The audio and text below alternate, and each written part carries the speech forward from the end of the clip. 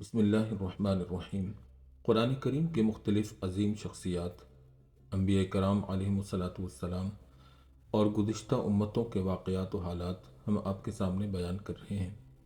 آج ہم قرآن کریم کے اندر ایک شخصیت جن کے نام نامی پر پوری قرآن کریم کی ایک سورت سورہ لقمان کے نام سے موجود ہے، حضرت لقمان رضی اللہ تعالیٰ عنہ کا تذکرہ آپ کے سامنے پیش کریں گے۔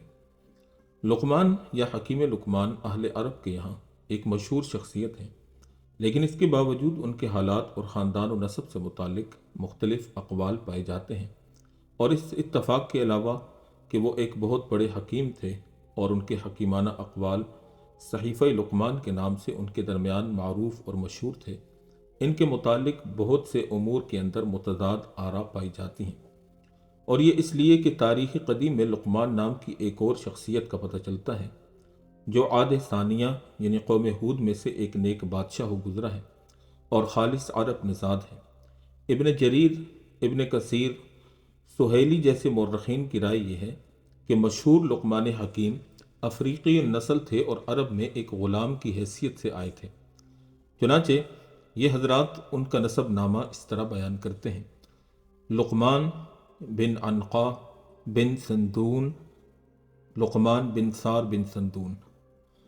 اسی طرح وہ کہتے ہیں کہ وہ سوڈان کے نوبی قبیلے سے تعلق رکھتے تھے اور پستہ قد، بھاری بدن، سیاہ رنگ تھا، ہونٹ موٹے اور ہاتھ پیر پھدے تھے، مگر نہایت نیک، عابد اور زاہد، صاحب حکمت اور دانشمند آدمی تھے۔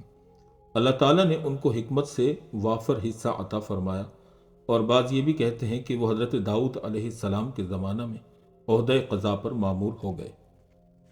حضرت عبداللہ بن عباس رضی اللہ تعالیٰ عنہما سے منقول ہے، فرماتے ہیں کہ لقمان حبشی غلام تھے اور نجاری یعنی بڑھئی کا پیشہ کیا کرتے، اور جابر بن عبداللہ رضی اللہ تعالیٰ عنہ فرماتے ہیں کہ لقمان پستہ قد، موٹے ہونٹ والے نوبہ قبیلے سے تعلق رکھتے تھے۔ سعید بن مسیب رحمہ اللہ فرماتے ہیں کہ لقمان مصری سوڈانی تھے اور ان کے ہونٹ بہت موٹے تھے، اور اللہ تعالیٰ نے ان کو اگرچہ نبوت نہیں عطا کی مگر حکمت اور دانائی وافر مقدار میں عطا فرمائی۔ حضرت عبد الرحمن بن حرملہ رحمہ اللہ کہتے ہیں کہ ایک مرتبہ ایک حبشی حضرت سعید بن مسیب کے پاس آ نکلا اور کچھ سوال کیا۔ انہوں نے فرمایا کہ تو اس بات سے دلگیر نہ ہو کہ کالا حبشی ہے، اس لیے کہ سوڈانیوں میں 3 آدمی دنیا کے بہترین انسان ہوئے ہیں: بلال رضی اللہ تعالیٰ عنہ، دوسرے حضرت عمر رضی اللہ تعالیٰ عنہ کا غلام مجمع، اور حکیم لقمان سوڈانی جو کہ نوبی تھے، اور ان کے لب یعنی ہونٹ بہت موٹے اور بھدے تھے۔ مشہور مورخ اور صاحب مغازی حضرت محمد بن اسحاق کہتے ہیں کہ لقمان حکیم عرب کے مشہور قبیلہ عاد سے یعنی عرب بائدہ کی نسل سے تھے، اور غلام نہیں تھے بلکہ بادشاہ تھے۔ وہب بن منبہ رحمہ اللہ کہتے ہیں کہ جب شداد بن عاد کا انتقال ہو گیا تو حکومت ان کے بھائی لقمان بن عاد کو ملی، اور اللہ تعالیٰ نے لقمان کو وہ چیز عطا فرمائی تھی جو اس زمانے کے انسانوں میں کسی کو نہیں عطا کی گئی تھی۔ اللہ تعالیٰ نے ان کو 100 انسانوں کے برابر ادراک اور حادثہ عطا فرمایا، اور وہ اپنے زمانہ کے لوگوں میں سب سے زیادہ طویل قامت تھے۔ وہب کہتے ہیں کہ حضرت عبداللہ بن عباس فرماتے تھے کہ لقمان بن عاد کا نسب نام یہ ہے: لقمان بن عاد بن ملطات بن سلک بن وائل بن حمیر، اور وہ نبی تھے مگر رسول نہیں تھے۔ ابن جریر اور ابن کثیر بھی اپنی تائید میں حضرت عبداللہ بن عباس کا ہی قول نقل کرتے ہیں، اور ابن اسحاق بھی انہی کے قول کو اپنی تائید میں پیش کرتے ہیں، اور بعض مفسرین لقمان حکیم اور لقمان بادشاہ کو ایک ہی شخصیت قرار دیتے ہیں۔ بہرحال قرآن حکیم کے اندر جس لقمان حکیم کا تذکرہ ہے، اگر قوم عاد میں کوئی لقمان نام کا بادشاہ گزرا ہو تو اس سے کوئی بعید نہیں کہ بعد کے زمانوں میں حضرت حکیم لقمان جیسی کوئی اور شخصیت اس نام کی پیدا ہو گئی ہو، اور مختلف زمانوں میں ایک نام کی مختلف شخصیات کا پایا جانا یہ کوئی بعید بات نہیں ہے، عام طور پر ایسا ہوتا رہتا ہے۔ حضرت لقمان کا ذکر قرآن کریم نے بھی کیا ہے۔ قرآن کریم کی ایک سورہ مبارکہ کا نام اسی مناسبت سے سورہ لقمان ہے۔ اگرچہ اس نے اپنے پیش نظر مقصد کی خاطر ان کے نسب و خاندان کی بحث میں جانا پسند نہیں کیا، تاہم ان کے حکیمانہ مقولات کا جس انداز میں ذکر کیا گیا ہے، اس سے لقمان حکیم رضی اللہ تعالیٰ عنہ کی شخصیت پر ایک حد تک روشنی ضرور پڑتی ہے۔ چنانچہ اللہ پاک جل شانہ قرآن کریم کی سورہ لقمان میں فرماتے ہیں، اور بلا شبہ ہم نے لقمان کو حکمت عطا کی اور کہا کہ اللہ کا شکر ادا کر، بس جو شخص اس کا شکر ادا کرتا ہے وہ اپنے نفس کے فائدہ کے لیے کرتا ہے، اور جو کفر کرتا ہے تو اللہ بے پرواہ ہے، مالک حمد ہے۔ اور جس وقت لقمان نے اپنے بیٹے سے نصیحت کرتے ہوئے کہا، اے میرے بیٹے، اللہ کا شریک نہ ٹھہرا، بے شک شرک بہت بڑا ظلم ہے، اور ہم نے حکم کیا انسان کو اس کے ماں باپ کے بارے میں کہ اٹھاتی ہے اس کو اس کی ماں تکلیف تر تکلیف جھیل کر، اور 2 برس کے اندر دودھ پلاتے رہنا، یہ کہ میرا شکر گزار بن اور اپنے والدین کا شکر گزار ہو، آخر میری جانب ہی لوٹنا ہے۔ اور اگر تیرے ماں باپ تجھ پر سختی کریں اس بارے میں کہ میرا شریک ٹھہرا، کہ جس کے متعلق وہ نادانی اور جہالت میں ہیں، تو اس میں ان دونوں کی پیروی نہ کرو، اور دنیاوی زندگی میں ان کے ساتھ اچھا برتاؤ کر، اور پیروی اس شخص کی کر کہ جو صرف میری ہی جانب رجوع کرتا ہے، پھر میری ہی جانب تم سب کو لوٹنا ہے، بس میں اس وقت تم کو تمہارے کیے کی خبر دوں گا۔ اے میرے بیٹے، بلا شبہ اگر رائی کے دانہ کے برابر بھی کوئی چیز چھوٹی ہوتی ہے اور وہ پتھر کے اندر یا آسمانوں یا زمینوں میں کہیں بھی ہو، اللہ اس کو لے آتا ہے، بے شک اللہ دقیق مشاہدہ کرنے والا خبردار ہے۔ اے میرے بیٹے، قائم کر نماز کو اور حکم کر بھلائی کا اور برائی سے منع کر، اور جو تجھ پر پڑے اس پر صبر کر، بلا شبہ یہ عزائم امور میں سے ہے۔ اور تو اپنے رخساروں کو لوگوں سے ازراہ تکبر نہ پھیر اور زمین پر اطراء کر نہ چل، بلا شبہ اللہ تعالیٰ کسی تکبر اور شیخی کرنے والے کو دوست نہیں رکھتا۔ اور اپنی چال میں میانہ روی اختیار کر اور اپنی آواز کو نرم و پست کر، بے شک آوازوں میں گدھے کی آواز بہت ہی ناپسندیدہ آواز ہے۔ ان آیات میں لقمان حکیم نے اپنے بیٹے کو جو نصیحتیں کی ہیں اور حکمت اور دانائی کی باتیں بتائی ہیں، ان میں ان باتوں پر بھی زور دیا گیا ہے کہ لوگوں کے ساتھ حسن و اخلاق کے ساتھ پیش آنا چاہیے، یہ نہ ہو کہ ازراہ غرور منہ موڑ لیا جائے اور نہ خدا کی زمین پر اکڑ کر چلو۔ یہ میں اس لیے کہہ رہا ہوں کہ خدا تعالیٰ مغرور اور اکڑنے والے کو پسند نہیں کرتا۔ ہمیشہ رفتار میں متواضعانہ میانہ روی قائم رہنی چاہیے، اور آواز کو گفتگو میں نرم رکھو، اس لیے کہ چیخنا چلانا انسانوں کا کام نہیں۔ اگر کرخت اور بے وجہ بلند آواز پسندیدہ چیز ہوتی تو گدھے کی آواز قابل تعریف سمجھی جاتی، حالانکہ اس کی آواز بدترین آوازوں میں شمار ہوتی ہے۔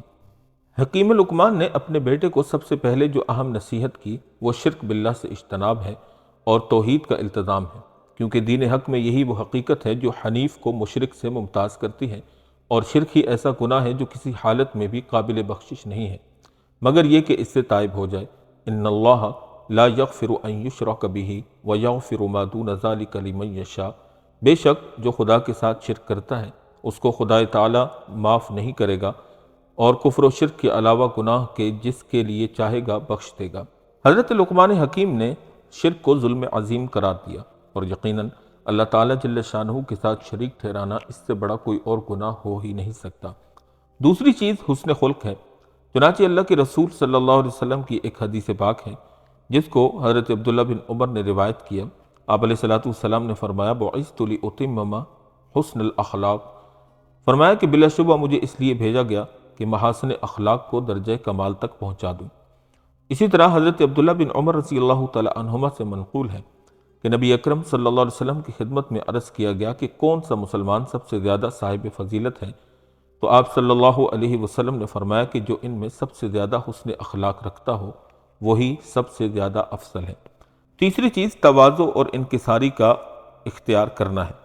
اللہ کے رسول صلی اللہ علیہ وسلم نے بھی اس چیز کی بہت زیادہ تلقین فرمائی، چنانچہ آپ علیہ السلام نے فرمایا کہ بشارت ہے نیکوکار بے نفس لوگوں کے لیے جن کی حالت یہ ہے کہ مجلس میں موجود ہوں تو کوئی تعارف نہ کرے، اور جب غائب ہو جائیں تو کوئی تلاش نہ کرے، یہی ہے روشن چراغ اور ہر تاریخ اور پراگندہ فتنہ سے محفوظ۔ چوتھی چیز جس کا تذکرہ حضرت لقمان حکیم نے کیا وہ کبر اور غرور سے بچنا ہے، چنانچہ حضرت عبداللہ بن مسعود رضی اللہ تعالی عنہ سے روایت ہے کہ اللہ کے رسول صلی اللہ علیہ وسلم نے فرمایا، لا يدخل الجنة من كان فی قلبہ مثقال ذرة من کبر، فرمایا کہ وہ آدمی جنت میں ہرگز داخل نہ ہوگا جس کے دل میں ذرہ کے برابر بھی غرور اور تکبر ہوگا۔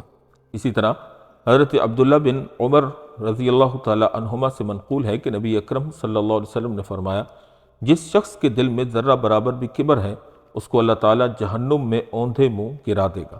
حضرت لقمان حکیم نے درست اور اونچی آواز سے بات چیت کرنے کو بھی منع فرمایا، اور بہت واضح بات ہے، اس لیے کہ نرم گفتاری حسن خلق کا شعبہ اور درست اور کرخت لہجہ بدخلقی کا حصہ ہے، اور اسی بنا پر اس طرز گفتگو کو صوت حمار یعنی گدھے کی آواز سے مشابہ بتایا گیا۔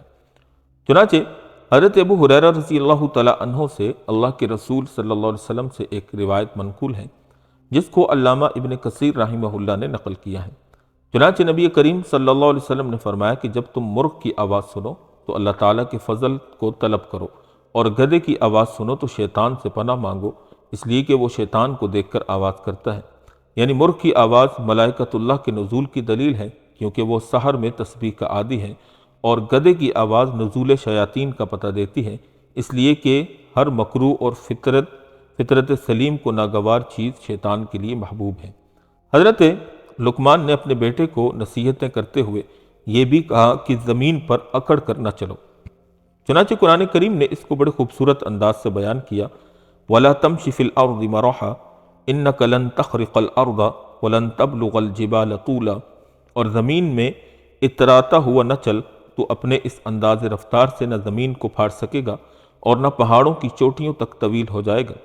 مغرور انسان کی انداز و رفتار کو کس معجزانہ بلاغت کے ساتھ اللہ پاک نے بیان کیا، گویا کہ وہ اس طرح چلتا ہے کہ اپنی اکڑی ہوئی بلند گردن کے ذریعے پہاڑوں کی بلندی سے بھی اونچا ہو جانا چاہتا ہے، اور قدم کو اس طرح زمین پر رکھتا ہے کہ گویا اس کو پھاڑ ڈالے گا، مگر یہ نہیں سمجھتا کہ وہ ان میں سے کوئی بھی بات نہیں کر سکتا، بلا وجہ اکڑ اور غرور کرنے کی کیا وجہ۔ حضرت لقمان حکیم کی یہ وہ نصیحتیں ہیں جن کو قرآن کریم نے ذکر کیا۔ اس کے علاوہ بھی ان کی بہت سی باتیں اور نصیحتیں عوام میں اور خواص میں مشہور ہیں۔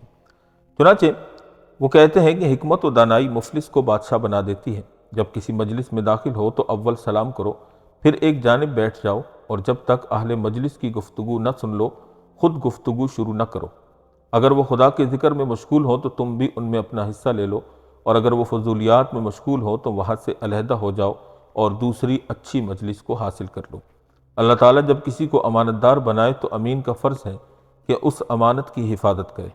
اے بیٹے، خدا تعالیٰ سے ڈرو اور ریاکاری سے خدا کے ڈر کا مظاہرہ نہ کر کہ لوگ اس وجہ سے تیری عزت کریں اور تیرا دل حقیقتاً ڈرتا ہوا نہ رہے۔ اے بیٹے، جاہل سے دوستی نہ کر کہ وہ یہ سمجھنے لگے کہ تجھ کو اس کی جاہلانہ باتیں پسند ہیں، اور عقل مند کے غصہ کو بے پرواہی میں نہ ٹال کہ کہیں وہ تجھ سے جدائی اختیار نہ کر لے۔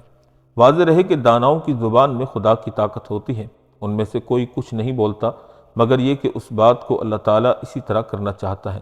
اے بیٹے، خاموشی میں کبھی ندامت اٹھانی نہیں پڑتی، اور اگر کلام چاندی ہے تو خاموشی سونا ہے۔